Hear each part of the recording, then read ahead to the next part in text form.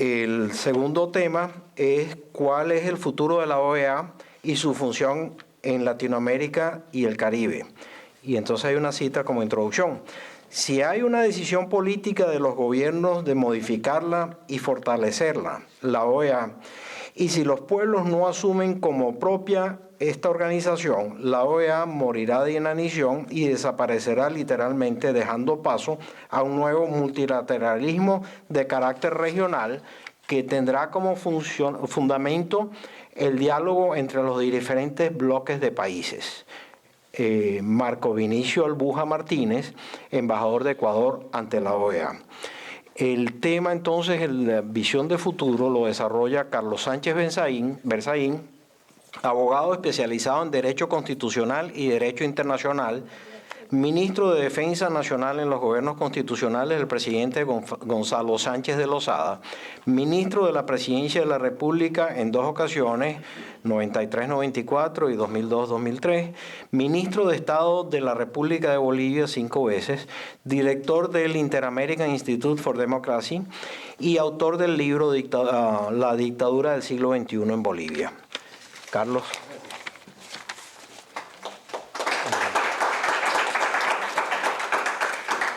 Gracias, buenas noches. Quiero empezar agradeciendo al Foro de Promoción Democrática Continental por esta invitación, al Instituto de Estudios Cubano-Americanos, a la Universidad de Miami y a todos ustedes por su presencia.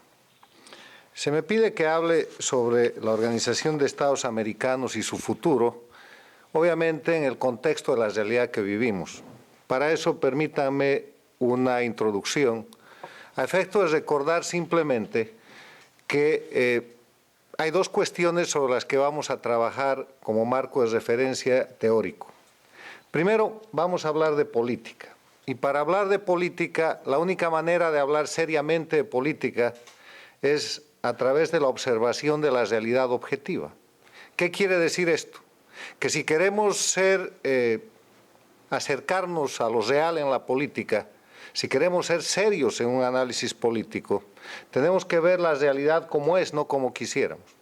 Tenemos que mirar las cosas como son, realmente y objetivamente.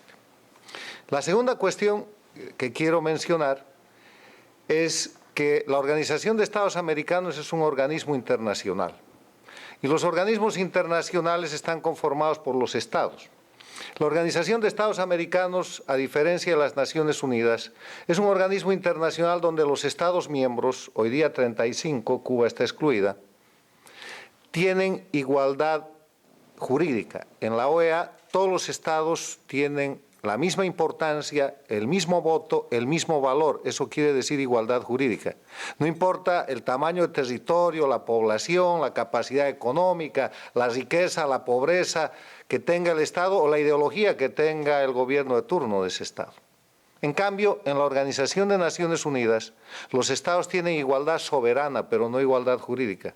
Porque hay 5 estados que son los 5 miembros permanentes del Consejo de Seguridad que tienen el derecho de veto y al tener ese derecho tienen prerrogativas mayores y ya no hay igualdad jurídica con el resto de los estados miembros. En ese marco tenemos que recordar también que la Organización de Estados Americanos es un foro político internacional. Es una organización que, como bien han recordado aquí, se recrea el año 1948 a partir de lo que fueron las iniciativas panamericanistas que vienen del siglo XIX. Es en verdad el organismo internacional más antiguo que existe. Y se recrea el año 48 en el marco de la posguerra de la Segunda Guerra Mundial, donde el imperativo mundial se convirtió en el mantenimiento de la paz y la seguridad internacionales. Pero además, en el sostenimiento y el fortalecimiento de la democracia y el respeto a los derechos humanos. La Organización de Estados Americanos, como todos los organismos internacionales de carácter regional o subregional que se van creando a partir del nacimiento de la Organización de Naciones Unidas del año 45 en adelante, se crean con esos objetivos. Y es en ese escenario en que este organismo se desenvuelve a través de los años. Este organismo tiene una serie de órganos que ustedes conocen, siendo el más notorio el del secretario general, que es un funcionario electo por los Estados miembros que dura en sus funciones 5 años. La Organización de Estados Americanos de hoy, con el marco de referencia introductorio que les he mencionado, yo la podría calificar como un organismo en crisis. Y la Organización de Estados Americanos es un organismo en crisis básicamente por 2 razones. Hay muchas razones, pero hay 2 razones fundamentales.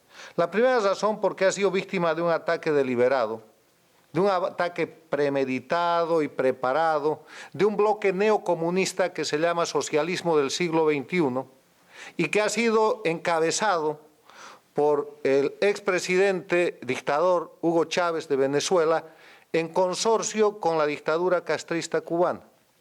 El momento en que a fines del siglo XX el débil presidente elegido de Venezuela, Hugo Chávez, se acerca a la dictadura que estaba en crisis y agonizante en Cuba, se produce el eje Caracas-La Habana y a partir de ese momento la recreación del foquismo cubano de la década de los 60, que en lugar de ser un foquismo armado y guerrillero se convierte en un foquismo electoral con careta de democracia. Ese es el momento en que empieza la amenaza a las democracias en las Américas.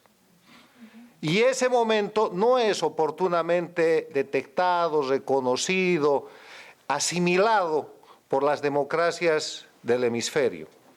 Tan es así que se producen derrocamientos de gobiernos, como el de Bolivia el año 2003, y hay gente que todavía atribuye ese derrocamiento, que es un acto de violencia premeditado y preparado para terminar la democracia en Bolivia y para abrir el camino a los dependientes de Castro y de Chávez, todavía lo califican como si fuera un proceso de sublevación popular. Cuando va pasando lo mismo con otros mecanismos en el Ecuador, en Nicaragua, cuando vemos la resistencia del pueblo hondureño, cuando vemos la penetración en la Argentina, cuando vemos lo que pasa en El Salvador, cuando vemos cómo el proyecto neocomunista denominado el socialismo del siglo XXI trata de expandirse, no tenemos que ignorar cómo este mismo proyecto se apodera de la Secretaría General de la OEA y se apodera de la mayoría política de la Organización de Estados Americanos. Siendo la OEA un organismo político con 35 miembros, el que tiene 18 miembros manda. Y eso es lo que pasa en la elección del secretario general que se produce el año 2004-2005, que es un año de crisis, porque se había obligado a renunciar al expresidente de Costa Rica, el expresidente Rodríguez, acusado de cuestiones de corrupción en su propio país, que después fueron cuestión de otro tipo de investigación, que generan una crisis en la OEA y que obligan a una elección de un secretario general. Los candidatos propuestos, digamos, por las democracias, por los Estados Unidos, empatan, y el candidato Insulza, que era un candidato antiimperialista avalado por Chávez, finalmente es impuesto porque convencen a la secretaria de Estado de los Estados Unidos en ese momento de que podía ser imparcial. Y ese es el momento en que Chávez pone su secretario general en la OEA.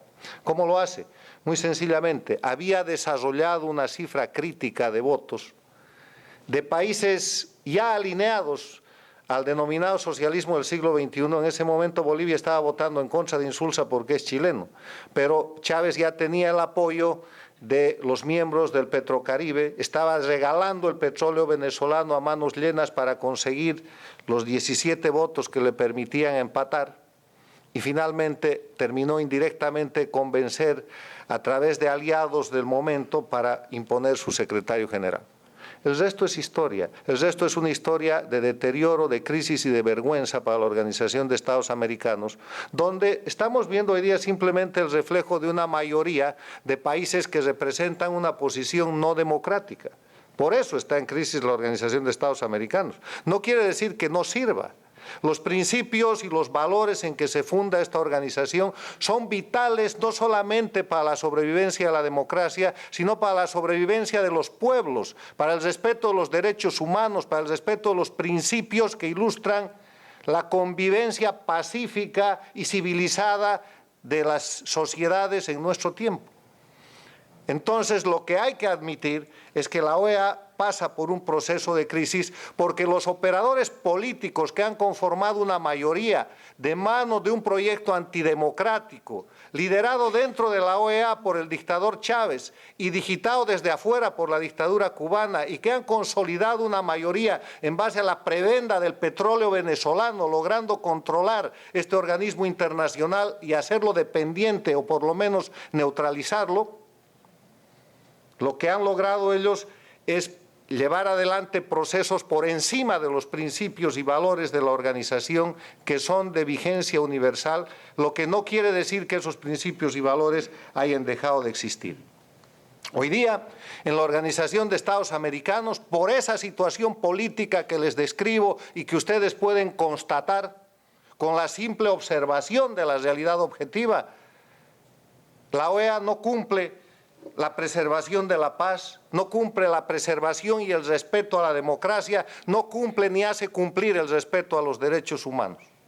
En el marco de la Organización de Estados Americanos está vigente la Declaración de los Derechos y Deberes del Hombre, aprobada en Bogotá el año 48, junto con la Carta de Constitución de la Organización de Estados Americanos. Está vigente la Carta Democrática Interamericana, aprobada en Lima el año 2001.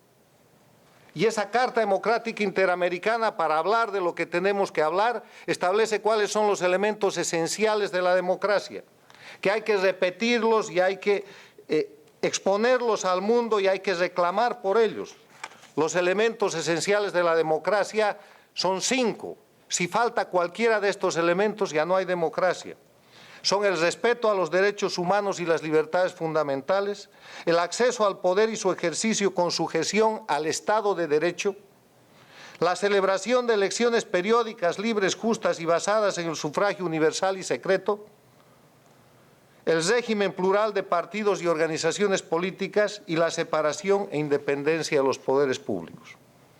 Observando la realidad objetiva de estos días, en Venezuela, en Bolivia, en el Ecuador, en Nicaragua, yo les pregunto, ¿existe en Venezuela respeto a los derechos humanos y las libertades fundamentales? ¿Existe en Venezuela el ejercicio del poder con sujeción al Estado de Derecho? ¿Han existido elecciones libres en el fraude por el cual Maduro se ha consolidado y se ha autoconsagrado a la cabeza de la jefatura de ese Estado? Se respeta la libertad de la organización de los partidos políticos y, peor aún, hay independencia de poderes, o como en todos estos países el poder judicial no es sino el mecanismo de represión política del gobierno de turno. Entonces, ¿por qué le seguimos llamando democracias a los gobiernos de Venezuela, de Bolivia, del Ecuador, de Nicaragua y en general a estos gobiernos que de la mano de la dictadura cubana que ha impuesto no solamente su metodología, sino su rumbo político, están desviando a la Organización de Estados Americanos y a sus miembros de lo que es la defensa de la democracia, de los derechos humanos, de la paz y del mantenimiento de la seguridad internacionales? En ese escenario y en ese análisis, lo que tenemos que ver nosotros es que esto ha sido resultado de una estrategia de ataque contra la Organización de Estados Americanos, liderada, les reitero, por el dictador Hugo Chávez, que logró elegir un secretario general, que ha buscado el deterioro institucional, que ha buscado además la creación de organismos paralelos. La CELAC trata de ser un organismo paralelo y contestatario a la Organización de Estados Americanos y es prácticamente nada. La CELAC no es nada. La CELAC es una reunión política de presidentes, no tiene ni secretaría permanente. El órgano más importante de la CELAC es una troika, así en ruso, en vez de decir triunvirato o grupo de 3, es una troika, donde está el anterior presidente que presidió la reunión de presidentes de la CELAC, el que se elige ahora y el que vendrá. O sea, es una organización política hecha para favorecer la corriente castrista y por eso en semanas pasadas se ha producido lo que se ha llamado la cumbre de la CELAC de La Habana, que ha sido la cumbre de la impostura y de la vergüenza. Y el mundo lo sabe. Y la vergüenza es para los presidentes de países democráticos que han asistido a esa reunión, sabiendo que van a un pueblo, a un país donde hay un pueblo oprimido por una dictadura, donde no se respetan los derechos humanos, donde no hay democracia, que son diferencias fundamentales con el propio mandato y la propia institucionalidad y legalidad que los ha investido a ellos como presidentes. Pero ese es otro tema. En ese escenario de esa realidad objetiva, una de las conclusiones es muy clara: hay dos Américas. Hay una América democrática y hay una América no democrática. Hay una América democrática que además es la que mejor está en la lucha contra la pobreza, en el desarrollo económico, en el crecimiento, en la disminución de la brecha de la desigualdad. Es la América de la libertad. Es la América de los tratados de libre comercio. Es la América de la libre inversión, del respeto a la propiedad privada. Es la América de la previsibilidad. Es la América donde se sabe cuándo se elige un presidente y cuándo ese presidente se va. Es la América donde no se aceptan los cambios de la Constitución para beneficio de la persona que está cambiando esa Constitución. Eso es la democracia, previsibilidad. Y la otra América es una América no democrática a la que hay que empezar a llamar por su nombre. Es la América dictatorial, liderada por la dictadura castrista, 55 años de dictadura, secundada por la dictadura venezolana de Chávez y Maduro. Ustedes los venezolanos dirán si son 10, 12, 8, 7, 5 años, en qué momento se instaló la dictadura en Venezuela, pero hoy día existe una dictadura y ustedes no la llaman por su nombre. Presidente, técnicamente, lingüísticamente, semánticamente y políticamente, es el individuo que está a la cabeza de una república elegido por un tiempo determinado para ejercer el mandato de la jefatura del Estado. Una persona que está cumpliendo las funciones de jefe de Estado y que no se sabe cuándo se va a ir, porque se puede reelegir indefinidamente o porque puede cambiar las leyes a su favor cuando le plazca y porque concentra todo el poder en su mano, no es un presidente. Puede ser un jefe de Estado, pero no es un presidente, es un dictador. En ese sentido, en estas dos Américas, debería llamarnos la atención por qué la América no democrática está manejando o está controlando la Organización de Estados Americanos, siendo en apariencia una minoría. Y la respuesta es muy sencilla: por razones económicas y por miedo. Porque desde Cuba se administra el terror institucionalizado que es capaz de desestabilizar gobiernos democráticos. Y gobiernos inteligentes, entre comillas, prefieren una buena transacción con la Cuba castrista, una buena sonrisa, una asistencia a un foro internacional o inclusive una visita a Cuba, en lugar de tener procesos de subversión interna que son altamente costosos en materia de política interna. Y la gente que no ha tenido esa, entre comillas, inteligencia, o ha perdido el poder o ha perdido popularidad, porque ese es el riesgo de los gobiernos democráticos. Pero ese es otro tema. Dejo la idea de que hay dos Américas, una democrática y una no democrática, que es una América dictatorial, por la concentración de poder y por la ausencia absoluta de los elementos esenciales de la democracia enunciados y exigidos por la Carta Democrática Interamericana, que todos esos estados han firmado, menos Cuba, obviamente. ¿Qué es el futuro de la OEA? Yo no estoy de acuerdo con la gente que prioriza, descarta o minimiza la importancia de un organismo internacional de este valor y de esta tradición. Y no estoy de acuerdo por una sencilla razón. He empezado diciendo que la OEA está fundada en principios y valores de aceptación y de vigencia universal. La libertad, el respeto a los derechos humanos, la democracia, el mantenimiento de la paz, el mantenimiento de la seguridad internacional. Eso no ha cambiado. Y las instituciones son el reflejo de la gente que las controla. El hecho de que hoy día la OEA esté en crisis no es sino un desafío para recuperar la OEA. Y para proceder a la recuperación de la OEA son los pueblos de las Américas los que tienen que ejercer presión sobre sus gobiernos para que esos gobiernos no negocien la representación internacional y a espaldas de sus propios pueblos asuman en lo interno una posición democrática y en lo internacional una posición pro dictaduras como la que se está produciendo en el seno de la Organización de Estados Americanos o como se ha producido en la reunión de la CELAC. ¿Dónde están los parlamentarios democráticos de países como el Brasil, como Uruguay, como el Perú, como Chile, como Colombia, como México, aunque sea de oposición, para pedir cuentas a los gobernantes que han ido al territorio de una dictadura a renegar de los principios consagrados en la Carta de la Organización de Estados Americanos y en la Carta Democrática Interamericana, que son leyes fundamentales en esos países porque ellos han firmado esos documentos? Lo que hay que hacer es rescatar el valor de la organización en base a los principios y los valores que, por turbulentos que sean los tiempos, son la única brújula que nos puede guiar hacia la recuperación de la democracia en los países que la han perdido. El otro tema es que el año 2015 habrá la elección del secretario general de la OEA. Ahí ya no se puede reelegir insulsa. Ahí volverá a operar el castrismo a través de los mecanismos de las dictaduras, debilitado porque el tema del Petrocaribe se está cayendo con la crisis venezolana.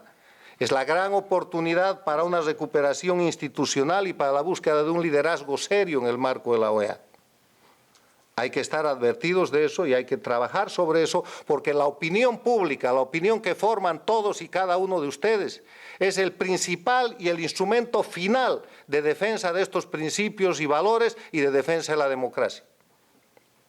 El otro tema es que en ese escenario está mucho más cerca un proceso de recuperación, fortalecimiento y retorno a los principios universales en un organismo como la OEA, que la posibilidad de que se potencie una reunión como la CELAC. La CELAC es nada, tiende a desaparecer, y en cuanto a la influencia económica del gobierno venezolano, con la influencia política de la alta tecnología del know-how político castrista, dictatorial, mengüen, eso habrá de extinguirse automáticamente.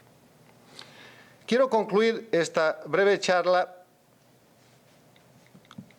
tratando de reflexionar sobre qué es lo que deberíamos hacer nosotros frente a esta situación que he descrito. Que no es una situación de la OEA, no es una situación de un país, es una situación de la ausencia de democracia en países muy importantes de la América Latina.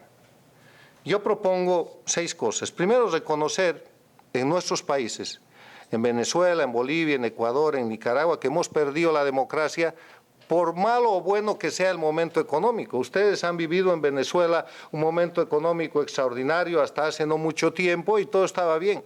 Ahora hay una crisis económica y eso ha traído consigo una crisis social y está trayendo una crisis política. En mi país, Bolivia, hoy día hay un buen momento económico, pero la crisis económica está a la vuelta de la esquina y vamos a ver cómo se reproduce multiplicado por 100 el fenómeno que está pasando en Venezuela. En el Ecuador hay un buen momento económico, aunque como está dolarizado, ya no hay de dónde saque plata el gobernante ecuatoriano y ha de haber crisis, pero el momento es muy bueno y cuando el momento económico es bueno, la gente no se ocupa de la democracia. Hay que reconocer, sin embargo, que en el Ecuador, en Bolivia, en Nicaragua, hay perseguidos políticos, hay presos políticos, hay exilio político de Venezuela, de Bolivia, del Ecuador, y que en esos países se utiliza la justicia en manos del gobernante, del dictador, para perseguir a los opositores, terminar con la libertad de prensa, acallar empresarios, apoderarse de medios de comunicación para romper la libertad en general. Primer consejo, reconozcamos en nuestros países que hemos perdido la democracia. Segunda cuestión, identifiquemos bien el adversario. No nos equivoquemos pensando que el señor Maduro es el adversario, que el señor Evo Morales es el adversario, que el más inteligente de todo este grupo de dictadores, inteligencia que se atribuye a Correa en el Ecuador por haber tenido unos grados en universidad americana, es el adversario, no. El adversario es un proyecto transnacional antidemocrático manejado por el castrismo. El que no quiera reconocer que en Venezuela hoy día los jóvenes venezolanos, los políticos venezolanos, los demócratas y el pueblo venezolano se está enfrentando al castrismo, corre el riesgo de ser derrotado, corre el riesgo de perder, porque cuando uno no sabe contra quién se está confrontando, le van a caer por la espalda y lo van a terminar. La lucha del pueblo venezolano es contra el castrismo que ha intervenido ese país de manos de traidores a la patria que hoy día manejan la dictadura en Venezuela, Maduro a la cabeza. Lo mismo que en mi país. Evo Morales es un traidor a la patria que permite la intervención castrista en Bolivia. Otro elemento, la unidad de la oposición. Ustedes han dado un buen ejemplo en Venezuela. No voy a avanzar sobre eso, simplemente voy a recordar que una de las grandes estrategias del castrismo es la división de la oposición. Penetrarla, dividirla, destrozar a los liderazgos, influirla, comprarla, amedrentarla y que el miedo es el instrumento principal. Cuarta sugerencia, llamar a las cosas por su nombre, lo vengo repitiendo. El señor Maduro es un dictador, Evo Morales es un dictador, el que se hace llamar presidente del Ecuador o de Nicaragua son dictadores. Eso está probado técnica, teórica y políticamente de la mano de los tratados que quieran y de las doctrinas que quieran. La Carta Democrática Interamericana es una ley obligatoria en Venezuela, en Bolivia, en el Ecuador, en Nicaragua, porque ellos han firmado ese documento.